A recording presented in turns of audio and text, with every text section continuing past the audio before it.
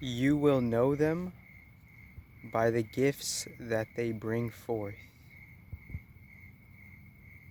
What do I mean by that? Well, within us being like, what did I just sign up for? What am I being born into, right? We're being born into a set of challenges.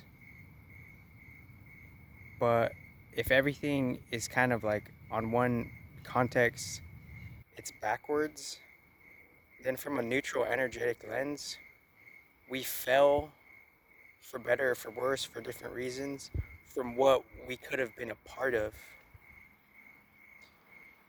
And what we could have been a part of, we're working back towards that. But what are we really working back towards, you know? The understanding of the relationships of where we're at right now, why we're a human and non-human simultaneously. And the point of this video right here is just kind of evening out our understanding of Venus. You know, we could also look at the planets, you know, and the asteroids themselves within where they're at in this present time on a material forefront level within their unique positionings. And behind their unique positionings is an evolved consciousness that has created the planet themselves as something of, you know, a higher octave of a material real estate. We could look at the planets themselves as something like space stations. And within these space stations, season 1, season 2, season 3, season 4, within how we're moving through, you know, whatever you want to call the Chiron belt or whatever you want to call what we're ultimately moving through. Call it whatever you want, but within whatever we're calling it, there's something always being updated as far as a particular overall creation, and within that overall creation, we're individually updating our understanding of how, you know, the you know, the deeper neutral council of beings and conscious intelligence, what they're actually doing with the human experiment in itself, right? So within the human experiment in itself, you know, the planets could have, you know, they could have added a new rendition, a new layering to their shared space of, you know, the overall spaceship, because within the overall spaceship they have their own space stations, and within their space station some are more significant within their luck of the draw. The chips will land where they may, you know. So what does Venus have to really be associated with? It's, I feel like at this point, I feel like Venus is self-value. I feel like Venus is inheritance. And I feel like Venus is, there is another one as well, self-value, inheritance, and pretty much the container of how you of how you have the reproductive energies, you know. Because like, you know, Venus is what really opened up a door for me was this book called the, the the Fifth Level of Learning by Wes Penre. And it just kind of, what, how that opened the door for me, it just seemed, it just gave me a different perspective of how, like, you know, one or many of these, like, you know, these high spiritual evolved conscious beings, they're taking on different, you know, costumes.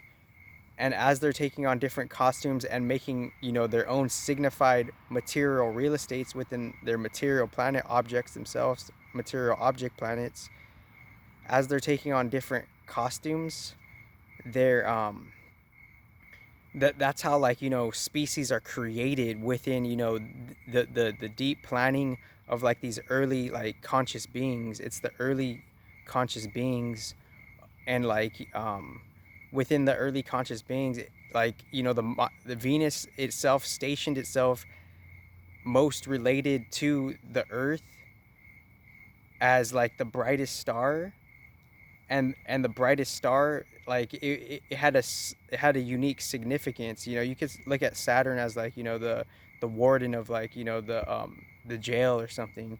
So what wouldn't, like, Venus be, like, kind of like more or less something like the opposite?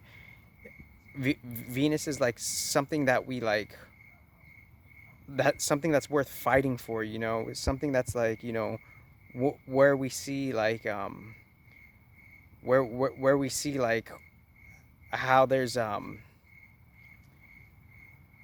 how there's, like, a different type of compromise in life, a particular type of compromise, and that particular type of compromise is, like, seeing how there has been an inheritance that was given, and within that inheritance, something has been upheld in something of a masculine arena. And what I mean by masculine arena is, aside from, like, the forefront of, like, the arena of the planets, Venus being something significant of a feminine, and all the asteroids being something significant of feminine nature. The asteroids are their own channel, respectively, because they're not necessarily, like, signified and honored, because all of them are related. But Venus made it to this place where, like, we're fighting, like, Mars is fighting for Venus. Mars is, like, serving Venus, more or less. It's like we're, like, fighting. It's like, what are we really fighting for? What could we really, how could we really value ourselves?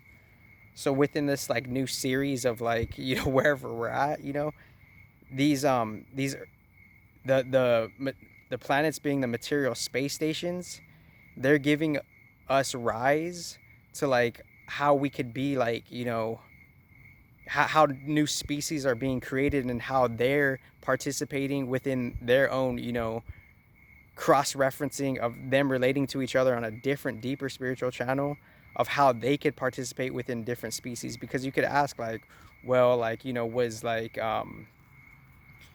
could Ganesha be this star race? Could Ganesha be this star race? Just for an example. And what that means is, like, you know we're just having one linear understanding of, like, these godheads, but from their original standpoint, they could be participating with so many other things. And as they're participating with so many other things, we don't necessarily know, like, what their new message is. But their, like, the traditional message is based on their original function and mechanism. So basically, like, I feel like Venus could be, like, either, like, the older sister or the mother of Mercury, somewhere in between. And within that lineage of, like, the I don't want to say, like, the chosen feminine, but, within that lineage, it's like, we're ultimately serving, like, a deep secret feminine lineage. And what that means is, like, as like, Venus could be, like, the older sister, and Mercury could be, like, the younger brother. And what I really mean by that is, like, you know within, like, a couple of seasons ago, we're not necessarily taking into account to, like, the new layer that's being created, because the new admin cadmin body has a whole new, like, mechanisms installed in it. So, like, within, like, the planets ruling certain houses, and, like, planets being exalted in houses, there's a new arrangement, because they already, like, are affiliated and familiarized with that, that metaphysical material real estate. And within that metaphysical material real estate, a new layer is being created. So even though the planets could rule certain houses traditionally, they could also have a new forefront positioning of how they rule, like, within the new updated admin cadmin body. They could have a new, like, a whole new, like, exaltation, or a whole new position based on their most recent surface level self. Because if you look at the 16 faces of Godhead on the human design body graph, there's 16 godheads, and Ma is I believe she's near in the Virgo constellation, if I'm not mistaken, or she might be like somewhere around there. But the whole point is like, if like if we have like equilatable knowledge, where like, Lucifer is Venus, Venus is Ma'at, Ma'at is Inanna, etc. All those beings are the same beings, but at the spiritual root of herself, she has an original function and mechanism.